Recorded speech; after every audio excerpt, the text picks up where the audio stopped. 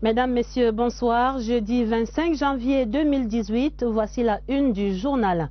Des stratégies pour un meilleur accompagnement de la PME au Cameroun. Préoccupation au cœur du premier conseil de cabinet ce jeudi à l'immeuble Étoile. Détail des travaux de l'entame du journal. Des stratégies et des astuces pour trouver de l'eau potable à Ngaoundéré. Les familles peinent à recueillir le précieux liquide. Nous irons vivre la crise de l'eau dans la Damawa. Des stratégies et des subterfuges pour sortir de l'ornière de l'Union libre dans la région du Sud. Le dossier du 20h30 met en lumière un phénomène déstabilisant pour notre société. Voilà pour les titres. La coordination gouvernementale en marche pour l'année 2018, le premier conseil de cabinet se tenait ce jeudi à l'immeuble Étoile. Les travaux présidés par le Premier ministre chef du gouvernement Philemon Yang portaient sur le bilan de la récente mission d'inspection de la CAF au Cameroun. Mais le principal point à l'ordre du jour faisait la lumière sur l'amélioration de l'accès au crédit pour les PME au Cameroun. Une préoccupation centrale pour la relance de l'économie. Jean-Pierre Nzana. Un conseil de cabinet, le premier de l'année 2018, une préoccupation majeure, l'accès des petites et moyennes entreprises camerounaises au crédit bancaire. Les statistiques révèlent en effet qu'en 2016, par exemple, le secteur, qui pèse pourtant plus de 90% du tissu économique national, n'a reçu que 18% de l'enveloppe totale des crédits octroyés par les banques. Des chiffres très inversement proportionnels au rôle central que doit jouer le secteur dans la création des richesses et des emplois. Entre autres mesures envisagées par le gouvernement pour remédier à la situation, le renflouement des caisses de la Banque camerounaise des PME. Elle joue un rôle important, mais elle a besoin d'être, bien entendu, accompagnée en matière de lignes de financement à long terme et de mise à disposition des fonds de garantie pour permettre aux entreprises qui en ont besoin de disposer de ces lignes de garantie-là, de ces lignes de financement, afin d'accéder aux ressources dont disposent les banques. Il faut dire qu'accéder au crédit bancaire comporte un ensemble de critères d'éligibilité, ce que ne remplissent pas toujours les PME nationales dans leur majorité. Aussi, le gouvernement a-t-il mis en place une panoplie de mécanismes d'accompagnement. Vous avez la banque, vous avez l'agence de promotion des PME, vous avez la bourse de sous-traitance et de partenariat, vous avez les centres de gestion agréés, vous avez le bureau national de mise à niveau. Les centres de formation et de création d'entreprises sont le point de départ qui permettent à notre secteur informel qui est si vaste de pouvoir se structurer. Au terme des débats, le Premier ministre a instruit de continuer à travailler à la création d'un environnement propice au plein épanouissement du secteur. Quant au point d'information présenté par le ministre des Sports, Bidounkpat, il portait sur la première mission des experts de la CAF au Cameroun en prélude à la CAN 2019. Un communiqué signé par le secrétaire général des services du Premier ministre, le professeur Séraphin Magloire Fouda, revenait en détail sur ces travaux du conseil de cabinet. Et réaction à présent des milieux d'affaires dans la capitale économique où nous retrouvons Joseph Itoté sur les sujets évoqués à ce premier conseil de cabinet. Selon les chiffres, les PME occupent 95% du tissu économique camerounais. Le gros des entreprises au Cameroun sont les petites et moyennes entreprises. C'est elles qui créent des richesses, c'est elles qui créent l'emploi. On l'a toujours dit, les PME, pour nous, c'était deux problèmes. Deux problèmes. La structuration et le financement. Quand vous structurez, vous ne financez pas, c'est difficile de décoller. C'est donc fort de ce potentiel que les pouvoirs publics leur accorde une attention particulière. Disons simplement que le chef de l'État nous a compris et vraiment au nom de mes membres, au nom de la PME en général, nous devions d'abord dire merci au chef de l'État. Maintenant, le problème reste au niveau de l'applicabilité. Ceux qui bénéficieront de cet argent devons comprendre que c'est le chef de l'État qui prend des risques à l'international pour nous accompagner. Et c'est pour ça que nous disons qu'il faudrait donc stratifier et hiérarchiser ceux qui auront droit à cet argent. Répartis en trois catégories, à savoir la TPE, la très petite entreprise qui compte au plus 5 employés, la PE, la petite entreprise qui totalise 10 employés au plus, et la ME, la moyenne entreprise, qui a un peu plus de 100 employés, la PME camerounaise a vocation de jouer un rôle déterminant dans l'essor économique de notre pays. Nous restons dans le littoral pour la visite du ministre de l'économie, de la planification et l'aménagement du territoire dans la région. Louis-Paul Motazé va évaluer pendant 2 jours les unités de production du département du Mungo avec un message pour les opérateurs économiques, celui de la nécessité d'entreprendre la transformation locale des produits du terroir. Une thématique stratégique pour le développement. Olivier Kingamoli. L'image est révélatrice d'une société en cessation d'activité. 5 ans que cela dure. La société des plantations de Mbanga a plié et rompu, emportant avec elle la déroute des centaines d'employés sans avenir. La plupart des employés étaient partis, d'autres sont au quartier en train de se débrouiller à faire le champ et autres en attendant qu'on a fait la relance comme ce jour. 40 000 tonnes de production à la dernière année d'activité. On est en 2013. Ce 25 janvier, le ministre de l'économie constate les dégâts et annonce la bonne nouvelle, la relance. La remise sur pied de la plantation, de la société de plantation de notre localité est un autre souffle, un souffle nouveau qui va être donné à la vie générale de nos populations. En effet, le gouvernement apporte sa caution à la volonté de la BAD et de Afreximbank d'investir dans la relance. Il s'agit de la filière banane dont le souci est différent ici à la PHP, plantation du Haut-Pendja, qui souhaite accroître sa capacité de production qui avoisine actuellement les 172 000 tonnes. Il faudra pour cela que Louis-Paul Motazé orchestre le lobbying auprès des administrations en charge de la gestion foncière du pays. Principal blocage aux prétentions de 500 000 tonnes d'ici à 2035. L'enjeu est révélé par le DSCE, document de stratégie pour la croissance et l'emploi, pour ce produit qui compte parmi les principaux produits d'exportation du Cameroun.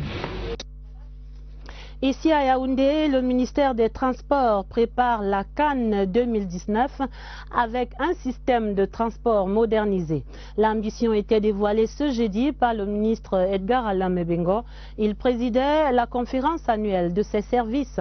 Les prescriptions du Minetransport dans ce reportage de Pierre Binambarga. Des responsables des services centraux et déconcentrés du ministère des Transports se tient à un moment capital de la vie de la nation. En effet, la Coupe d'Afrique des Nations se déroule au Cameroun en 2019 et c'est un défi, celui d'une organisation réussie dans le domaine des transports. Le redressement de notre compagnie nationale aérienne est en bonne voie. Camerco est en train de réussir le pari de desservir, n'est-ce pas, presque l'ensemble du réseau domestique. Le ministère des Transports apporte sa pleine contribution à l'organisation de la Cannes 2019, pour laquelle, à plusieurs reprises, le président de la République a réaffirmé et confirmé la détermination du gouvernement à tenir tous ses engagements. Dans le domaine des transports, donc, souligne Edgar Alain Mebengo, les déplacements d'une ville à une autre doivent être fluidifiés. À cela s'ajoute la réhabilitation des aéroports, la mise en place des systèmes de transports urbains, la modernisation des dessertes ferroviaires. Pour revenir à la conférence en d'autres détails, il y a eu des conférences portant sur la réforme du permis de conduire, les principes de base de la rédaction administrative ou encore l'organisation du travail administratif dans le contexte du budget programme. Conférence annuelle également au ministère de la fonction publique et de la réforme administrative. Les travaux en cours questionnent les avancées de la déconcentration entamée dans la gestion des personnels de l'État et de la solde. Sur la table également, la sempiternelle amélioration de la qualité des services rendus aux usagers. Nous faisons le point avec Rodrigue Bertrand-Tcheno. L'entrée en vigueur le 4 mars 2012 du décret présidentiel portant régime de la déconcentration de la gestion des personnels de l'État et de la solde a induit un nouveau mode de gestion des carrières et de la solde des agents publics. Vitrine de l'administration, la fonction publique s'est trouvée au cœur de cette réforme. Je puis déjà me féliciter de l'enracinement de cette réforme au sein de notre ministère. à travers non seulement l'effectivité du transfert de compétences en matière de gestion des carrières jadis dévolues au niveau au profit des autres administrations qui continuent pour certaines de bénéficier de l'accompagnement inconditionnel, mais aussi de l'exécution de certaines opérations liées à la prise en charge financière des actes de carrière, des prestations familiales, des indemnités et primes diverses. 5 ans après, le temps de l'évaluation est venu et la conférence annuelle était une opportunité idoine. Il s'agira spécifiquement de cerner le niveau d'implémentation des changements induits par ce nouveau mode de gestion des agents publics, de mesurer l'impact de cette réforme sur les activités du niveau CRA, d'identifier les principales difficultés qui s'y rattachent et de formuler des propositions concrètes et amélioratives en vue d'une mise en œuvre efficiente et pertinente de cette réforme. L'application des propositions qui découleront des travaux contribuera à l'amélioration de la qualité des prestations servies aux usagers. Au ministère des Mines, du Développement technologique et de l'Industrie, on parle du plan directeur d'industrialisation du Cameroun, de la reconstruction industrielle nationale pour une croissance économique inclusive. Ce fil conducteur est celui de la conférence annuelle de ce département ministériel, des travaux suivis pour nous par Alvin Giselzé.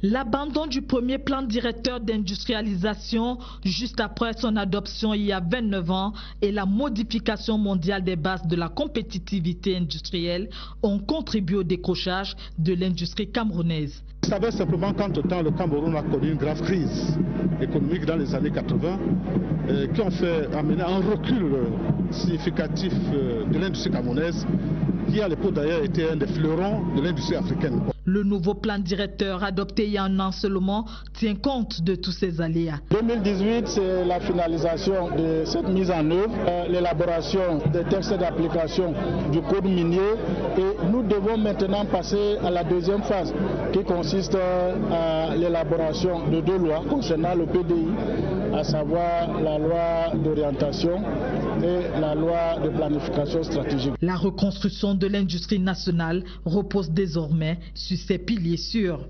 Il n'y a pas un seul secteur qui devrait être concerné, tous devraient être concernés, que ce soit le secteur d'extraction de l'or, que ce soit le secteur de la collecte du diamant tel que c'est en train d'être fait, en renforçant la présence effective du ministère sur le terrain. Ce sera beaucoup plus un travail de terrain. Entre le ministre des Mines, de l'Industrie et du Développement technologique et ses proches collaborateurs, des services centraux et déconcentrés, il s'agit au cours de cette conférence annuelle d'adopter des choix stratégiques pour une croissance économique durable et inclusive. Dans la suite du journal, l'actualité dans la Chambre haute du Parlement. Au Sénat, le président Marcel Nyat-Ndjifendi recevait 2 hôtes en audience ce jeudi. D'abord, le sénateur Richard Young, représentant les Français vivant hors de l'Hexagone, et puis le secrétaire général de l'Association des parlementaires du Commonwealth, Akbar Khan, qui est en visite au Cameroun. La synthèse des échanges au Sénat avec Richard Talatodem. Les quelques 7000 Français qui vivent au Cameroun, notamment à Douala, Yaoundé, Limbé et Kribi, se disent très contents.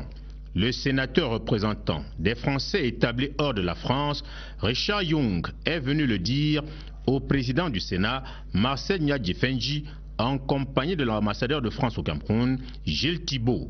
Au cours de l'audience, plusieurs sujets ont été abordés.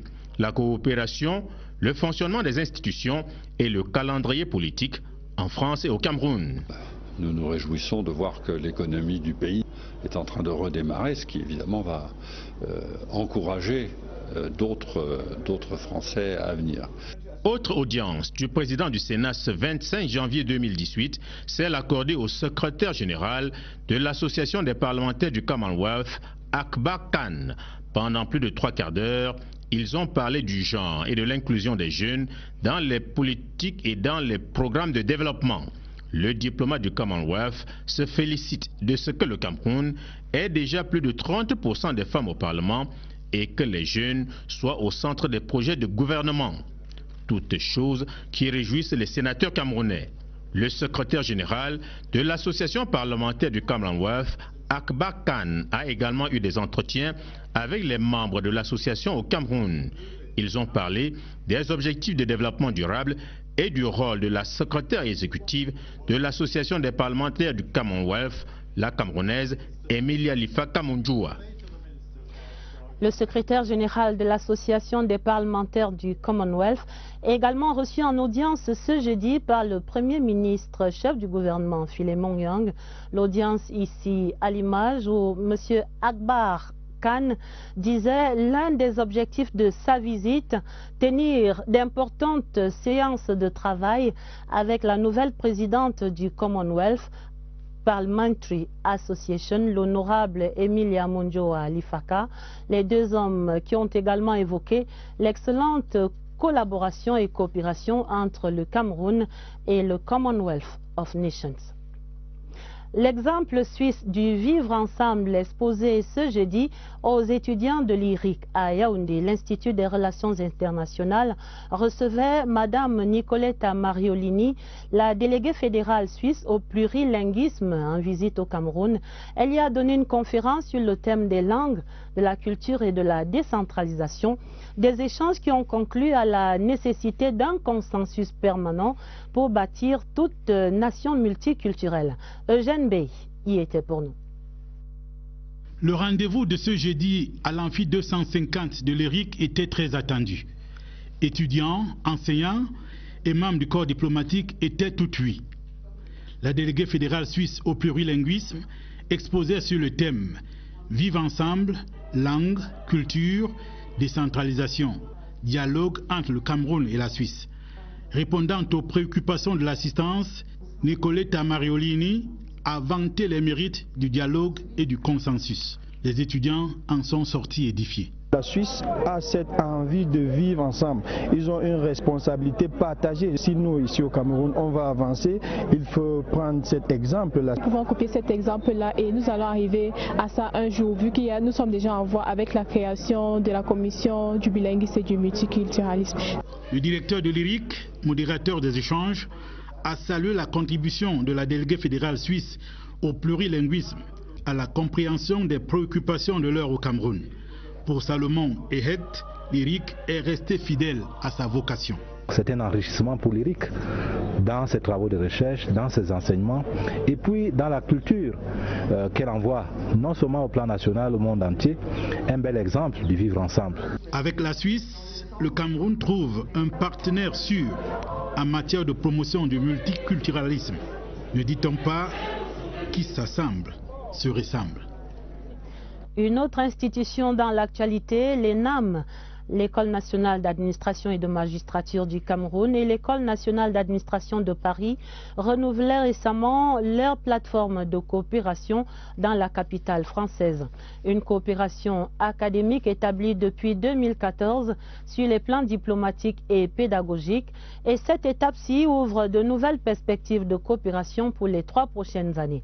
Voici la correspondance particulière de Maxence Ancel à Paris.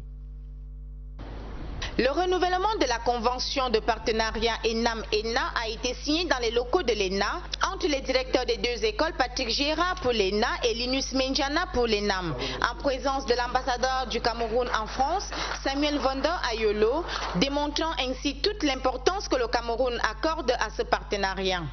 Depuis 2014, des visites d'études ont eu lieu à l'intention des fonctionnaires, d'agents et élèves de l'ENAM. De jeunes fonctionnaires du Cameroun viennent à Strasbourg, à la fois pour mieux connaître les institutions européennes, mais aussi pour être au plus près du terrain. Nous sommes très heureux chaque année de recevoir des élèves camerounais et des jeunes fonctionnaires camerounais ainsi que des magistrats. Nous faisons en sorte que leur stage en France se passe le mieux possible et c'est sans doute avec le Cameroun que nous avons des relations les plus suivies en Afrique. Les principes voulus par le président de Gaulle en 1945 pour l'École nationale d'administration de Paris restent bien présents, à savoir la formation de hauts fonctionnaires avec des enseignements communs basés sur l'alternance stage et formation théorique, L'accueil des femmes au même titre que les hommes, l'accueil des élèves étrangers et avec les NAM du Cameroun aujourd'hui, le plaisir d'engager au fil des ans de nouveaux chantiers. Plus-value de cette convention, le renforcement des capacités du personnel technico-administratif de l'ENAM, l'amélioration des méthodes de travail des magistrats de la Cour des comptes. La rédaction met ce soir un point final à la série sur la crise sur le marché du cacao au Cameroun. Après 2 semaines de reportages et d'enquêtes, Serge Atangana-Bissot livre maintenant le fin mot de son carnet de voyage au cœur des plantations et de l'industrie du cacao naissante au Cameroun. Et il y a des raisons d'espérer, dites-vous, Serge. 600 voire 650 francs le kilogramme de cacao cette saison écoulée, c'est simplement la roue qui tourne, qui ignore que ces mêmes producteurs en 2015 offraient à boire par casier, qu'ils avaient même débauché le plan d'une vie meilleure. C'est fort. C'est très fort.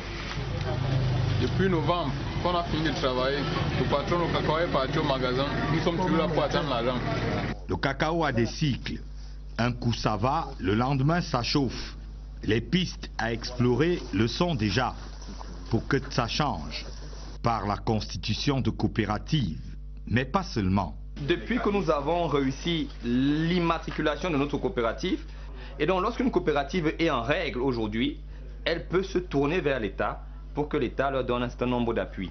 Et quand l'État arrive, il finit toujours par arriver.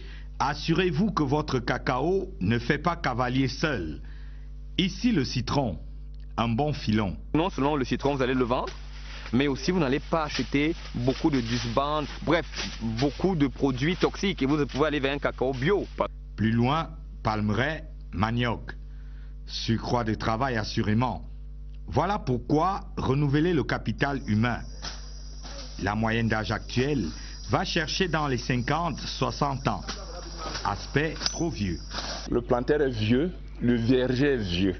New Generation, au bout de 5 ans, nous avons déjà inséré ou en cours d'insertion près de 2000 jeunes, ce qui fait en moyenne 400 tous les ans qui entrent dans le programme. Et chaque jeune qui entre dans le programme, il reste pendant 3 ans. Il est accompagné pour avoir au bout du compte, c'est-à-dire 3 ans plus tard, 3 hectares au moins de cacaoyers ou de caféiers. Avec le départ des anciens, ce que l'on nomme avec condescendance les planteurs, on espère abandonner les pratiques culturelles d'antan. Ces centres d'excellence vont bientôt couvrir tout le pays. Les marchés de niche vous tendent les bras. Les Français, chocolatiers réputés, ont déjà été là. Des Américains sont dans nos murs. Et ce n'est pas pour des cacahuètes. La suite de notre série consacrée à la campagne gouvernementale contre les drogues, coup de projecteur ce soir sur les actions entreprises par les pouvoirs publics pour endiguer l'invasion des établissements scolaires par le cannabis. L'une de ces actions phares est bien la création du comité interministériel de lutte contre la culture et le trafic du cannabis au Cameroun. Son efficacité et son mode de fonctionnement dans cette enquête réalisée par Lucie Colette Avolo. En 2016, 400 kg de cannabis ont été saisis par les pouvoirs publics. En 2017, ce chiffre a été multiplié par 15, soit 6 000 kg saisis. Face à cette scandaleuse escalade, le gouvernement actionne un plan de riposte. Un comité interministériel de lutte contre la culture et le trafic du chanvre indien est désormais mis sur pied. À travers cette campagne, le gouvernement s'engage à protéger tous les consommateurs de drogue en général et particulièrement 60% de jeunes victimes des méfaits du cannabis. Nous souhaitons et nous pensons pouvoir y arriver, que la jeunesse prenne suffisamment conscience des effets ravageurs, n'est-ce pas, de l'usage des stupéfiants, et que les parents également prennent leurs responsabilités pour que, au terme de cette campagne qui va s'étaler sur à peu près 2 à 3 semaines, que nous puissions éradiquer et mettre nos jeunes notamment à l'abri de ce fléau.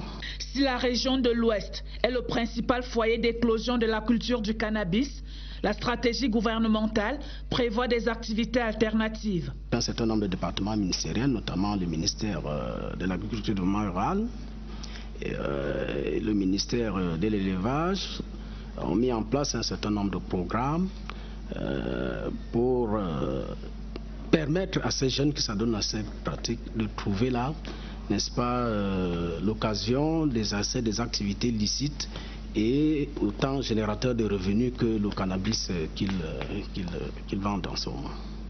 La campagne initiée par le comité interministériel de lutte contre la culture du cannabis s'étalera sur 3 semaines dans les 10 régions. Pas encore, ils étaient certainement sur la planète Mars. La CRTV, le service public de l'audiovisuel, va diversifier son offre télévisuelle et vous offre dès dimanche CRTV News, sa chaîne d'information en continu. Et plein feu ce soir sur les visages de la chaîne à découvrir dans cette galerie des talents de Vanessa Mbakop. Depuis longtemps, ils vous ont conquis. Au fil du temps, leur professionnalisme a fait d'eux des références dans le paysage de l'audiovisuel, des talents avérés au cœur de la télévision nationale. Désormais, ils s'invitent chez vous sur une nouvelle plateforme, la princesse des chaînes d'information en continu. Au rang des présentateurs vedettes des journaux télévisés de CRTV News, Atabadine Omar, rédacteur en chef week-end et jours fériés à la direction des rédactions TV. C'est une grande responsabilité parce que le présentateur est en fait le dernier maillon de toute une chaîne de production d'un journal. CRTV News, ça va vite. C'est de l'information en continu. Une autre plume, un tout autre style, c'est ce que vous propose cette fois Rachel Njok Malongo, chef service de l'édition et de la production des journaux. Autre tête d'affiche, la journaliste Françoise Kokichwes, la voix de l'actualité internationale. Je vais présenter le journal international. C'est un rendez-vous pour nos téléspectateurs du lundi au samedi à 16h. CRTV News va proposer également le journal de la CEMAC. Dans la lignée des figures masculines, Moki Edwin Kinzeka, Benen Boumagana et Boberna Fonkemuta seront vos hôtes sur votre nouvelle chaîne Tout Info. Il y a un journal chaque heure, il y a un flash chaque demi-heure. Donc il va falloir que j'arrive assez tôt pour poser les bases ou la fondation de la matinée. Si l'actualité ne change pas, tant mieux pour moi. Mais si ça évolue, je suis obligé de suivre le rythme. Vous aurez également du plaisir à apprécier de nouveaux visages, une génération de jeunes talents, dynamiques et polyvalents, connus sous l'appellation de JRI, journalistes reporters d'images, qui vous accompagneront au quotidien sur CRTV News. En attendant le grand dévoilement, toutes les énergies se conjuguent pour vous offrir le meilleur de l'info passionnément. Et on va dire vivement dimanche. La région Château d'eau du Cameroun a soif. L'eau potable manque cruellement à la vie à Ngaoundéré. Quotidiennement, les ménages multiplient des stratégies pour s'approvisionner en eau. L'étiage de la saison sèche est certainement passé par là. Voici des scènes de la vie sans eau à Ngaoundéré. C'est une enquête de Salomon Kankili. Du calvaire à pleine gorgée. Les habitants de Ngaoundéré s'en seraient bien passés en ce début d'année. Les robinets sont de nouveau à sec. Dans les ménages, on se débrouille comme on peut pour s'offrir le précieux liquide de vie. La situation est de plus en plus difficile. Depuis décembre, il n'y a pas l'eau dans le quartier Tongo Passera ici. Ils sont en train de débrouiller comme ça pour piger comme ça. Ils sont en train de débrouiller ça qu'ils ont pigé comme ça ici. On débrouille même un bidon comme ça. Sénégal a coupé, on a dans la souffrance de peser l'eau. Un bidon, maintenant les gens amènent le bidon de l'eau, nous achètons à 150. C'est ça notre problème maintenant. Face à la pénurie qui dure depuis bientôt un mois, certaines familles dans les quartiers Haut Plateau, Bamianga et Baladi ont recours au forage pour les uns, à des puits de fortune ou des eaux de rivière pour d'autres. On sort à 4 h du matin parfois pour aller chercher de l'eau. On a un seul forage dans notre quartier seulement, à 6 h. Je trouve qu'il y a beaucoup de gens qui rentrent avec les bouteilles vides et qu'il n'y a pas l'eau. Parce qu'il y a des gens qui ont parti prendre l'eau depuis 4 h du matin. On est obligé de se battre avec l'eau des puits, obligé de bouillir, filtrer. Jusque là, ça ne donne pas. Les enfants se plaignent mal de ventre parce qu'on boit de l'eau qui n'est pas potable. Les responsables de la Camerounaise des eaux à Ngaoundéré n'ont pas souhaité accorder d'interview sur le problème. L'on évoque tout de même ici des pannes survenues à la station de production d'eau dans la périphérie de la ville. Une équipe d'ingénieurs en provenance de Douala est à pied d'œuvre afin de rétablir la distribution d'eau. C'est pour en finir définitivement avec ces pénuries en Ngaoundéré qu'une mission intergouvernementale a récemment séjourné dans la région de l'Adamawa. Jeudi des régions, direction à présent le sud, où l'Union libre bat son plein. Voilà un phénomène qui gagne du terrain en effet dans cette région du sud en général et dans la ville des Bolova en particulier. Des couples qui vivent sous le même toit, parfois de nombreuses années durant sans jamais convoler en juste noces. Voici les constats de Cyril Kemenye à Bolova. L'échantillon est assez représentatif et significatif. Il traduit la montée en force d'un phénomène social de l'heure. Au niveau de l'arrondissement de Bolova 1er, je vais vous dire que s'il y a 100 ménages, 80 ou bien 90 vivent en union libre. Y compris même les responsables qui sont dans les administrations. Donc, ça veut dire qu'il y a des fonctionnaires qui, au lieu d'officialiser, mais prennent d'abord une jeune dame et vit avec elle. Les conséquences peuvent ainsi s'égrener comme les pièces d'un chapelet. Ce type de mariage fragilise la famille. Personne ne se sent responsable de l'autre. Personne ne se sent véritablement responsable des enfants qui naissent de ces unions. Et du jour au lendemain, vous avez le taux de dislocation de telles familles qui s'accroît de jour en jour. Soucieux de l'encadrement des enfants naturels, le gouvernement apporte son appui. Si les droits des enfants ne sont pas respectés et que les égaux des parents sont au-dessus de leurs droits, c'est qu'ils vont en pâtir. Malgré cet accompagnement, la liste des victimes s'allonge chaque jour. Ces unions précaires payent cash au guichet de la vie les caprices du temps et des humeurs. J'ai vu comment il était déjà bizarre. J'ai senti que non, il est déjà en train de faire une vie dehors, mais je ne parlais pas de ça. Ses amis venaient même me dire, y compris même sa belle-sœur. Le règlement des conflits figure-t-il dans le cahier de charges des autorités judiciaires? Malheureusement, la loi ne reconnaît pas le concubinage. Pourtant, le gouvernement s'échine à la promotion des sociétés stables. Ce projet est porté par les structures déconcentrées. Vœux de nouvel an, hier mercredi, c'était le tour du ministre du Commerce, Luc Magloire Mbarga Tangana, qui a saisi l'occasion pour inviter son personnel à mettre un accent sur les marchés émergents. J'y arrive. Les détails avec Elvire Ninan Galima. Bonne année 2018, monsieur le ministre. La grande famille du commerce honore son rendez-vous rituel de meilleurs vœux à son chef des départements ministériels. Des poignées de main qui traduisent ici le climat convivial entre le patron et l'ensemble du personnel. Une cérémonie qui permet de faire le bilan des activités de l'année écoulée, mais aussi de projeter les défis, les perspectives de l'année en cours. Basile King III, secrétaire général du MINCOMERCE, fait le point. Bilan exhaustif dans l'ensemble, mais il faut viser plus loin, promouvoir la consommation des produits camerounais. C'est le commerce qui est le moteur de la croissance. Il s'agit de consolider naturellement nos positions classiques, anciennes, traditionnelles, sur les débouchés qui remontent maintenant à la nuit des temps.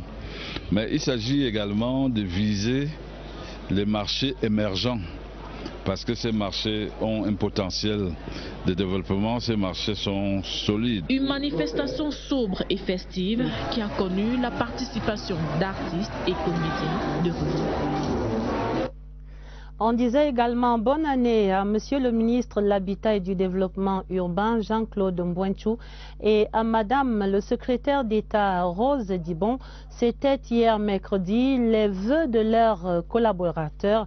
À l'occasion, le ministre Mbouenchou a prescrit l'accélération des chantiers et la transformation des grandes villes dans la perspective de la CAN 2019. Philippe Roger Sama.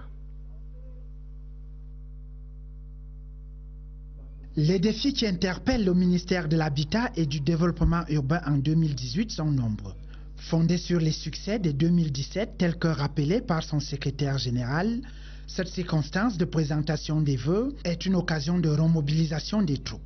En présence de son invité spécial, le ministre des Domaines, Jean-Claude Mbouencho prescrit à ses collaborateurs d'accélérer la transformation infrastructurelle des villes et d'apporter des solutions urgentes aux questions de mobilité urbaine dans la perspective de la CAN 2019. C'est dans ce contexte d'invitation à plus d'ardeur au travail que le ministre du Développement urbain et Mme Marie-Rose Dibon, secrétaire d'État en charge de l'habitat, ont reçu les vœux 2018 de leurs collaborateurs.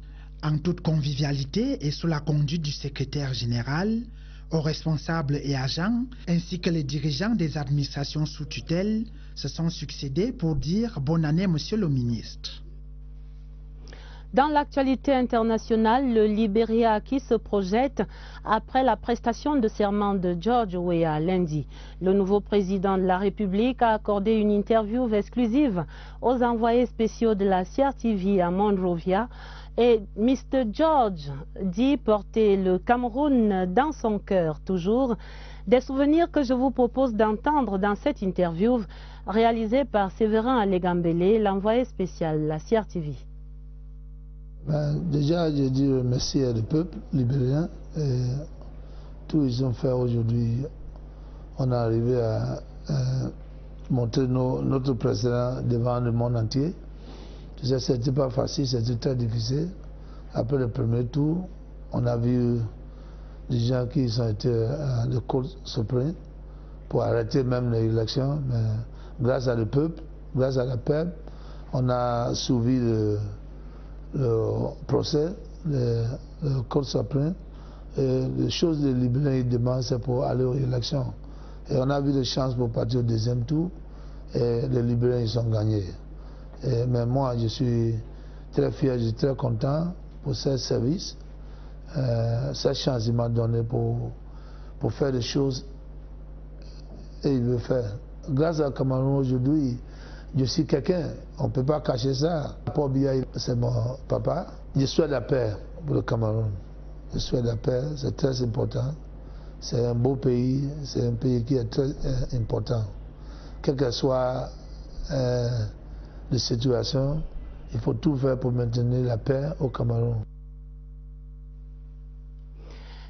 George Weah, chef de l'État libérien, mais aussi pour nous, ancien goléador au Tonnerre Kalara Club de Yaoundé. La page des sports justement, mais en mode triste, une fin de parcours sans panache pour les Lions indomptables à prime au championnat d'Afrique des Nations Maroc 2018. Ils sortent de la compétition au premier tour, éliminés après le deuxième match. Le Cameroun qui a fait jeu égal, un but partout à l'ultime rencontre contre le Burkina Faso hier soir. Joseph Guetta Mandeng tire à présent les leçons de cette élimination précoce des A'. Un match nul juste pour l'honneur. Un point engrangé in extremis sur les 9 probables. Et pour la première fois dans l'histoire du CHAN, le Cameroun est éliminé au premier tour de la compétition. Et pour cause. On n'a pas été bon sur le plan tactique. Pendant 4 mois ou 6 mois, les A' étaient en stage. Mais ils jouaient contre qui? Ils jouaient contre les équipes de 2e division, des équipes de 3e division. Est-ce que c'est suffisant pour aller rencontrer des équipes nationales de très haut niveau? Il fallait passer à l'étape supérieure. Une phase pendant laquelle l'entraîneur et l'équipe simulent la compétition qui va avoir lieu. Et pendant cette phase, on choisit des adversaires qui sont largement au-dessus. Cette phase aurait pu permettre de rattraper tout le retard que nous avons sur le plan technique par rapport aux autres. 0 but contre 1 face au Congo à la première sortie. Même score contre l'Angola en deuxième match et en ultime rencontre de groupe.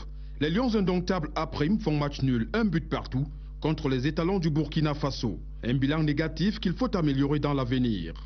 Il faut faire un bilan clair et net sur le plan technique et tactique. Après ce bilan, allez voir quel est le niveau des autres clubs, des autres pays africains qui participeront au CHAN. Nous devons faire de l'espionnage sur le plan sportif, c'est autorisé. Et après, il faut analyser pour voir qu'est-ce que les autres joueurs ont que nos joueurs n'ont pas. Qu'est-ce que les autres entraîneurs savent faire que nos entraîneurs ne savent pas faire? Quels sont les moyens que les autres utilisent? Il faut qu'on sorte un peu pour prendre le pouls. Il est temps que le championnat de football au Cameroun s'arrime au calendrier de la CAF comme ceux des autres pays africains. Au jour d'aujourd'hui, personne n'est fixé sur la date de démarrage de la prochaine saison. Depuis plus de 3 mois, les footballeurs au Cameroun sont en vacances. Les sélectionnés de Rigobertson au CHAN Maroc 2018 n'ont pas eu la clé du miracle. Hélas, dirait-on. La fin du 20h30 à retenir des stratégies pour un meilleur accompagnement de la PME au Cameroun, c'était la préoccupation au conseil de cabinet de ce jeudi à l'immeuble Étoile.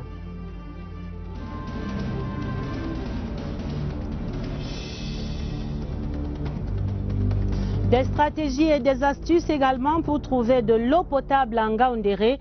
Les familles qui peinent à recueillir le précieux liquide, on l'a vu dans le journal en Ngaoundéré.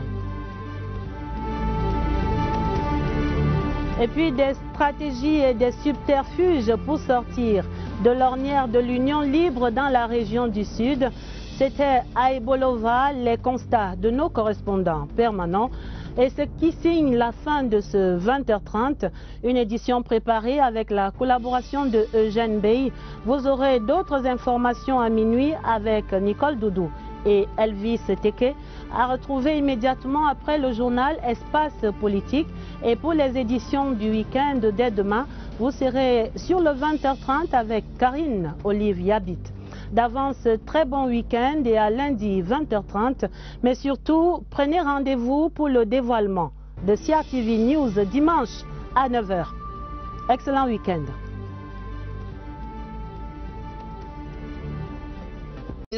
L'amélioration des méthodes de travail des magistrats de la Cour des comptes. La rédaction met ce soir un point final à la série sur la crise sur le marché du cacao au Cameroun. Après 2 semaines de reportages et d'enquêtes, Serge Atangana-Bissau livre maintenant le fin mot de son carnet de voyage au cœur des plantations et de l'industrie du cacao naissante au Cameroun. Et il y a des raisons d'espérer, dites-vous, Serge.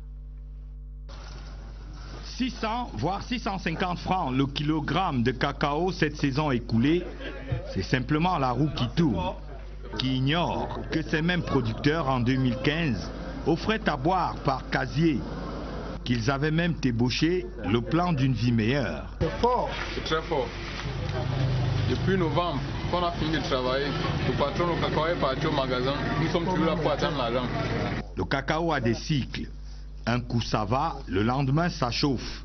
Les pistes à explorer le sont déjà, pour que ça change, par la constitution de coopératives, mais pas seulement. Depuis que nous avons réussi l'immatriculation de notre coopérative, et donc lorsqu'une coopérative est en règle aujourd'hui, elle peut se tourner vers l'État pour que l'État leur donne un certain nombre d'appuis. Et quand l'État arrive, il finit toujours par arriver. Assurez-vous que votre cacao ne fait pas cavalier seul. Ici le citron, un bon filon. Non seulement le citron vous allez le vendre, mais aussi vous n'allez pas acheter beaucoup de disband, bref, beaucoup de produits toxiques et vous pouvez aller vers un cacao bio. Plus loin, palmeraie, manioc. Surcroît de travail assurément. Voilà pourquoi renouveler le capital humain. La moyenne d'âge actuelle va chercher dans les 50-60 ans. Aspect trop vieux. Le planteur est vieux, le verger est vieux. New Generation, au bout de 5 ans, nous avons déjà inséré ou en cours d'insertion près de 2000 jeunes, ce qui fait en moyenne 400 tous les ans qui entrent dans le programme. Et chaque jeune qui entre dans le programme, il reste pendant 3 ans. Il est accompagné pour avoir au bout du compte, c'est-à-dire 3 ans plus tard, 3 hectares au moins de cacaoyers ou de caféiers. Avec le départ des anciens, ce que l'on nomme avec condescendance les planteurs, on espère abandonner les pratiques culturelles d'antan. Ces centres d'excellence vont bientôt couvrir tout le pays. Les marchés de niche vous tendent les bras. Les Français, chocolatiers réputés, ont déjà été là. Des Américains sont dans nos murs. Et ce n'est pas pour des cacahuètes. La suite de notre série consacrée à la campagne gouvernementale contre les drogues, coup de projecteur ce soir sur les actions entreprises par les pouvoirs publics pour endiguer l'invasion des établissements scolaires par le cannabis. L'une de ces actions phares est bien la création du comité interministériel de lutte contre la culture et le trafic du cannabis au Cameroun. Son efficacité et son mode de fonctionnement dans cette enquête réalisée par Lucie Colette Avolo. En 2016, 400 kg de cannabis ont été saisis par les pouvoirs publics. En 2017, ce chiffre a été multiplié par 15, soit 6 000 kg saisis. Face à cette scandaleuse escalade, le gouvernement actionne un plan de riposte. Un comité interministériel de lutte contre la culture et le trafic du chanvre indien est désormais mis sur pied. À travers cette campagne, le gouvernement s'engage à protéger tous les consommateurs de drogue en général et particulièrement 60% de jeunes victimes des méfaits du cannabis. Nous souhaitons et nous pensons pouvoir y arriver, que la jeunesse prenne suffisamment conscience des effets ravageurs, n'est-ce pas, de l'usage des stupéfiants, et que les parents également prennent leurs responsabilités pour que, au terme de cette campagne qui va s'étaler sur à peu près 2 à 3 semaines, que nous puissions éradiquer et mettre nos jeunes notamment à l'abri de ce fléau. Si la région de l'Ouest est le principal foyer d'éclosion de la culture du cannabis, la stratégie gouvernementale prévoit des activités alternatives. Un certain nombre de départements ministériels, notamment le ministère de l'Agriculture et du Développement rural, et le ministère de l'Élevage ont mis en place un certain nombre de programmes pour permettre à ces jeunes qui s'adonnent à cette pratique de trouver là, n'est-ce pas, l'occasion d'exercer des activités licites. Et au temps général de l'administration, la fonction publique s'est trouvée au cœur de cette réforme. Je puis déjà me féliciter de l'enracinement de cette réforme au sein de notre ministère. À travers non seulement l'effectivité du transfert de compétences en matière de gestion des carrières jadis dévolues au MIFOFRA au profit des autres administrations qui continuent pour certains de bénéficier de l'accompagnement inconditionnel, mais aussi de l'exécution de certaines opérations liées à la prise en charge financière des actes de carrière, des prestations familiales, des indemnités et primes diverses. 5 ans après, le temps de l'évaluation est venu et la conférence annuelle était une opportunité idoine. Il s'agira spécifiquement de cerner le niveau d'implémentation des changements induits par ce nouveau mode de gestion des agents publics, de mesurer l'impact de cette réforme sur les activités du MIFOFRA, d'identifier les principales difficultés qui s'y rattachent et de formuler des propositions concrètes et amélioratives en vue d'une mise en œuvre efficiente et pertinente de cette réforme. L'application des propositions qui découleront des travaux contribuera à l'amélioration de la qualité des prestations servies aux usagers. Au ministère des Mines, du Développement technologique et de l'Industrie, on parle du plan directeur d'industrialisation du Cameroun, de la reconstruction industrielle nationale pour une croissance économique inclusive. Ce fil conducteur est celui de la conférence annuelle de ce département ministériel, des travaux suivis pour nous par Alvin Giselze. L'abandon du premier plan directeur d'industrialisation juste après son adoption il y a 29 ans et la modification mondiale des bases de la compétitivité industrielle ont contribué au décrochage de l'industrie camerounaise. Vous savez simplement qu'entre-temps, le Cameroun a connu une grave crise économique dans les années 80 qui ont fait amener un recul significatif de l'industrie camerounaise, qui à l'époque d'ailleurs était un des fleurons de l'industrie africaine. Le nouveau plan directeur adopté il y a un an seulement tient compte de tous ces aléas. 2018, c'est la finalisation de cette mise en œuvre, l'élaboration des textes d'application du code minier, et nous devons maintenant passer à la deuxième phase qui consiste à l'élaboration de 2 lois concernant le PDI, à savoir la loi d'orientation et la loi de planification stratégique. La reconstruction de l'industrie nationale repose désormais sur ses piliers sûrs. Il n'y a pas un seul secteur qui devrait être concerné, tous devraient être concernés, que ce soit le secteur d'extraction de l'or, que ce soit le secteur de la collecte du diamant, tel que c'est en train d'être fait, en renforçant la présence effective du ministère sur le terrain. Ce sera beaucoup plus un travail de terrain. Entre le ministre des Mines, de l'Industrie et du Développement technologique et ses proches collaborateurs des services centraux et déconcentrés, il s'agit au cours de cette conférence annuelle d'adopter des choix stratégiques pour une croissance économique durable et inclusive. Dans la suite du journal, l'actualité dans la Chambre haute du Parlement. Au Sénat, le président Marcel Nyat-Ndjifendi recevait deux hôtes en audience ce jeudi. D'abord, le sénateur Richard Young, représentant les Français vivant hors de l'Hexagone, et puis le secrétaire général de l'Association des parlementaires du Commonwealth, Akbar Khan, qui est en visite au Cameroun. La synthèse des échanges au Sénat avec Richard Talatodem. Les quelques 7000 Français qui vivent au Cameroun, notamment à Douala, Yaoundé, Limbe et Kribi, se disent très contents. Le sénateur représentant des Français établis hors de la France, Richard Young, est venu le dire au président du Sénat, Marcel Nyat-Ndjifendi, en compagnie de l'ambassadeur de France au Cameroun, Gilles Thibault. Au cours de l'audience, plusieurs sujets ont été abordés. La coopération, le fonctionnement des institutions et le calendrier politique en France et au Cameroun. Nous nous réjouissons de voir que l'économie du pays est en train de redémarrer, ce qui évidemment va encourager d'autres Français à venir. Autre audience du président du Sénat ce 25 janvier 2018, celle accordée au secrétaire général de l'Association des parlementaires du Commonwealth, Akbar Khan. Pendant plus de 3 quarts d'heure, ils ont parlé du genre et de l'inclusion des jeunes dans les politiques et dans les programmes de développement. Le diplomate du Commonwealth se félicite de ce que le Cameroun ait déjà plus de 30% des femmes au Parlement et que les jeunes soient au centre des projets de gouvernement. Toutes choses qui réjouissent les sénateurs camerounais. Le secrétaire général de l'Association parlementaire du Commonwealth, Akbar Khan, a également eu des entretiens avec les membres de l'association au Cameroun. Ils ont parlé des objectifs de développement durable et du rôle de la secrétaire exécutive de l'association des parlementaires du Commonwealth, la camerounaise Emilia Lifa Kamunjua.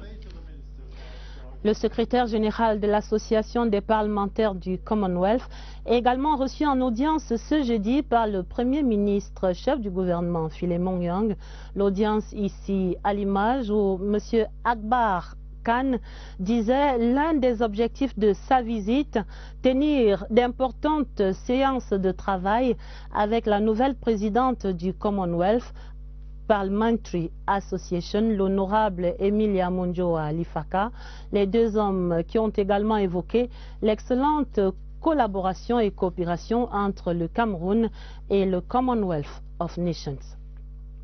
L'exemple suisse du vivre ensemble exposé ce jeudi aux étudiants de l'IRIC à Yaoundé, l'Institut des relations internationales, recevait Madame Nicoletta Mariolini, la déléguée fédérale suisse au plurilinguisme en visite au Cameroun.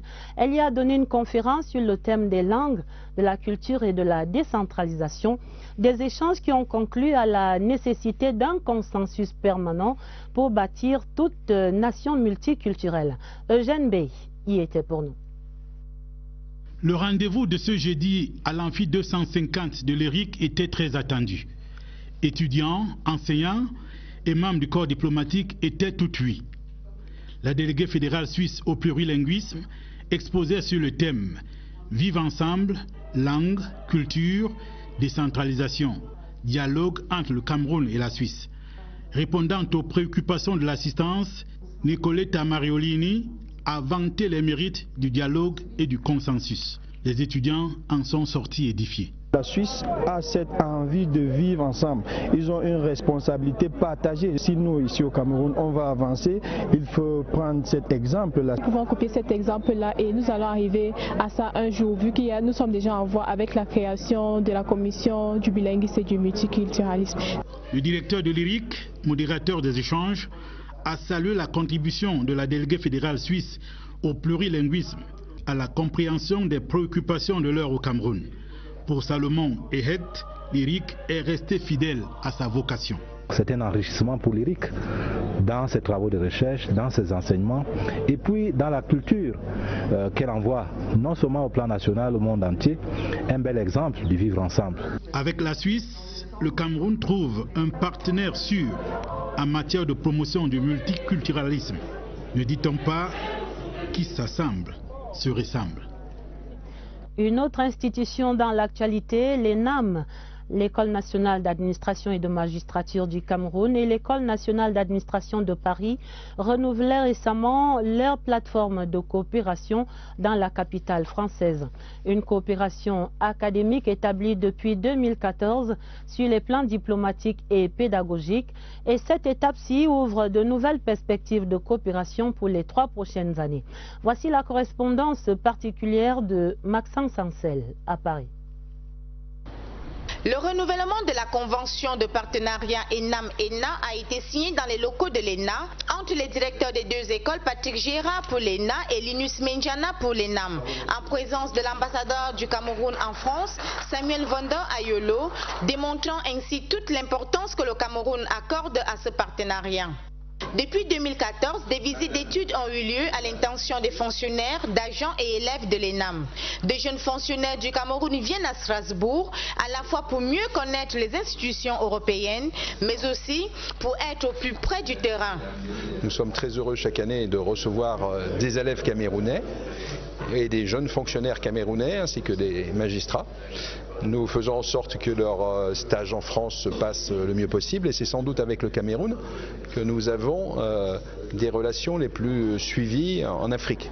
Les principes voulus par le président de Gaulle en 1945 pour l'École nationale d'administration de Paris restent bien présents, à savoir la formation de hauts fonctionnaires avec des enseignements communs basés sur l'alternance stage et formation théorique, l'accueil des femmes au même titre que les hommes, l'accueil des élèves étrangers et avec l'ENAM du Cameroun aujourd'hui, le plaisir d'engager au fil des ans de nouveaux chantiers. Plus-value de cette convention, le renforcement des capacités du personnel technico-administratif de l'ENAM.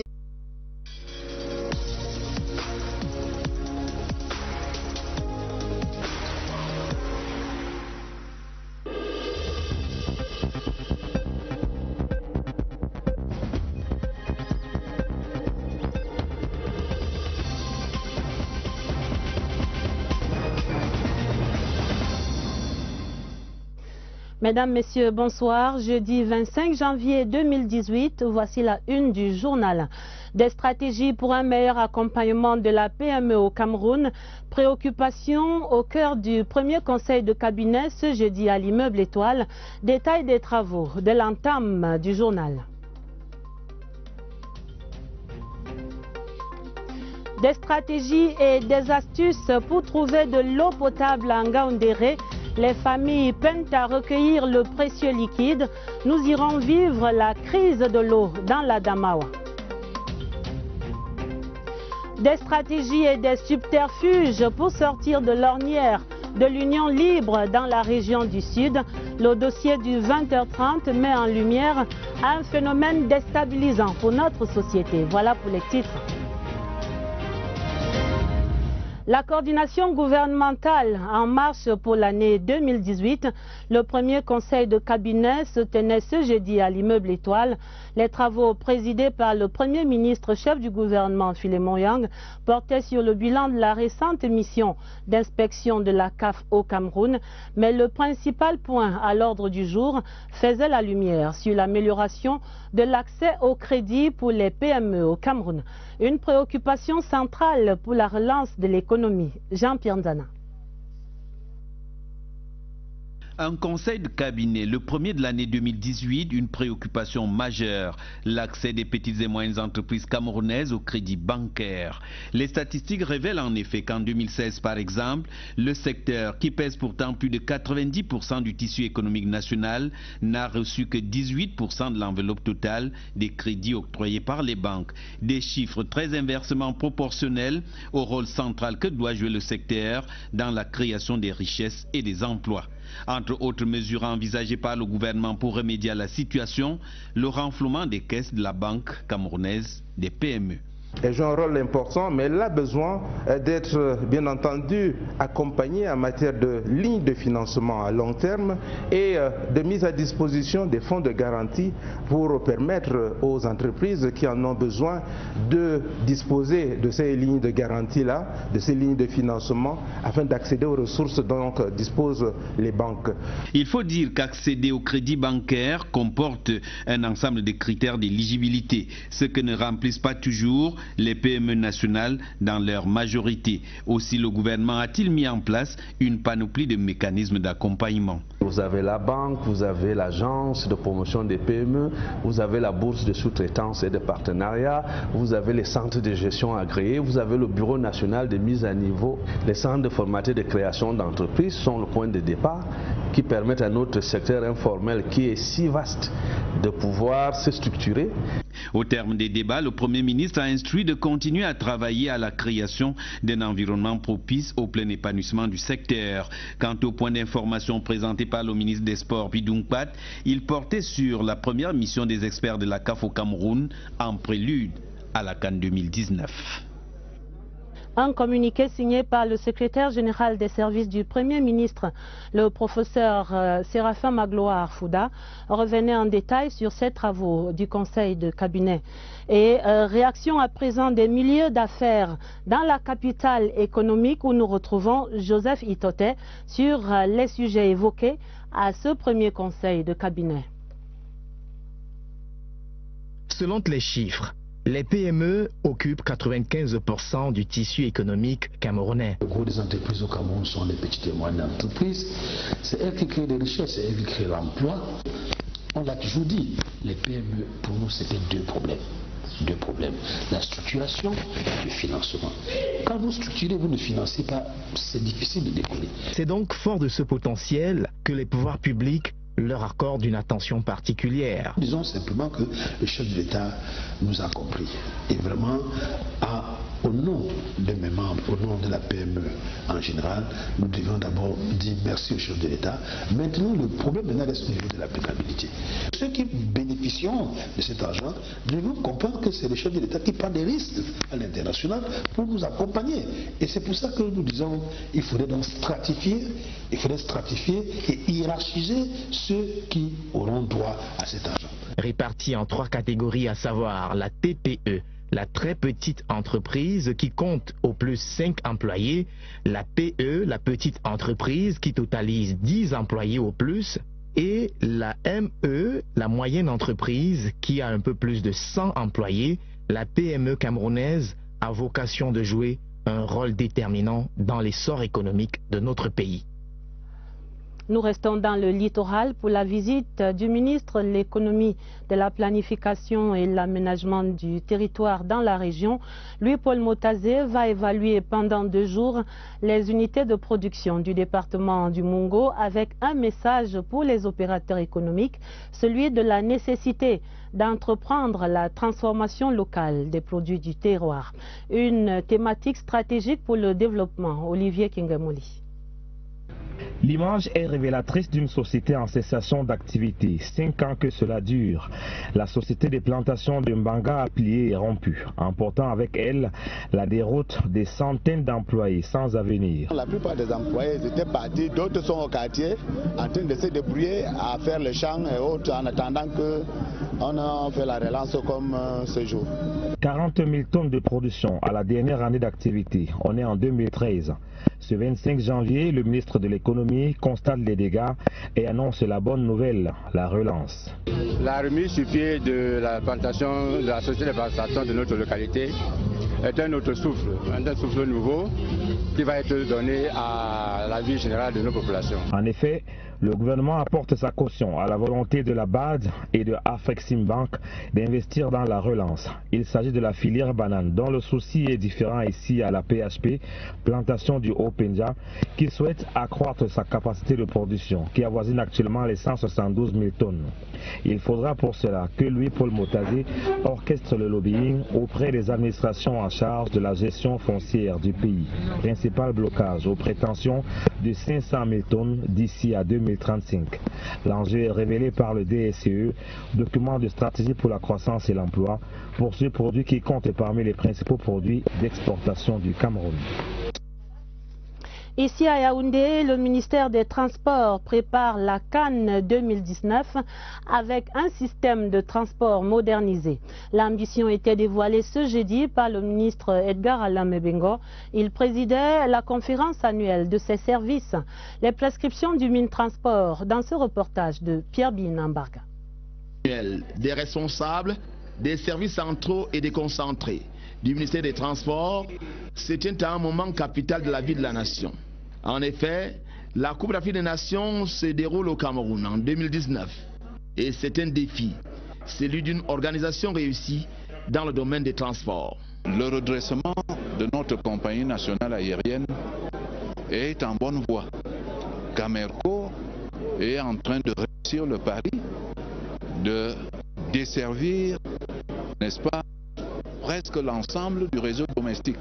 Le ministère des Transports apporte sa pleine contribution à l'organisation de la Cannes 2019, pour laquelle, à plusieurs reprises, le président de la République a réaffirmé et confirmé la détermination du gouvernement à tenir tous ses engagements. Dans le domaine des transports, donc, souligne Edgar Alain Mebengo, les déplacements d'une ville à une autre doivent être fluidifiés. À cela s'ajoute la réhabilitation des aéroports, la mise en place des systèmes de transports urbains, la modernisation des dessertes ferroviaires. Pour revenir à la conférence en d'autres détails, il y a eu des conférences portant sur la réforme du permis de conduire, les principes de base de la rédaction administrative ou encore l'organisation du travail administratif dans le contexte du budget programme.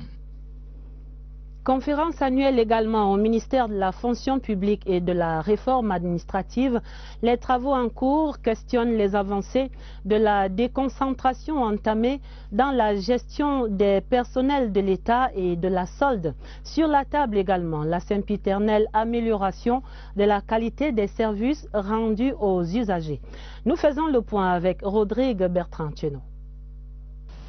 L'entrée en vigueur le 4 mars 2012 du décret présidentiel portant régime de la déconcentration de la gestion des personnels de l'État et de la solde a induit un nouveau mode de gestion des carrières et de la solde des agents publics. Vitrine